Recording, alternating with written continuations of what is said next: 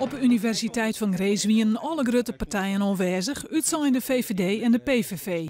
Meerdere listloekers vinden dat het Noorden meer dwam had met energiewinning. Als je zou inzetten op energie als de toekomst en de bedrijvigheid die daarbij hoort, dan heb je als Noorden, en het woord is vaak gevallen in deze campagne, een banenkampioen. Doordat zij echt iets hebben uitgezocht waarop zij excelleren. En dat is inderdaad in Groningen de energiesector. Je ziet het in Friesland bij het water. En dat wil je ziet het voortzetten. Bij DSM, je ziet het in Brabant.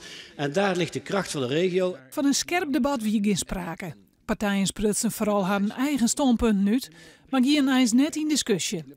Een van de belangrijke punten weer de noordelijke economie en de werkgelegenheid. Als ik zie dat er partijen zijn die zo stevig op defensie gaan bezuinigen, dan denk ik, hoe zal het gaan met vliegbasis Leeuwarden? Die mensen die hier in die bouwsector werken, die gaan wel allemaal naar het westen toe elke ochtend in hun busje om daar die paar bouwprojecten die we daar nog hebben, om daar hun geld mee te verdienen. En wat wij moeten doen is ten eerste die bouwsector ongelooflijk stimuleren.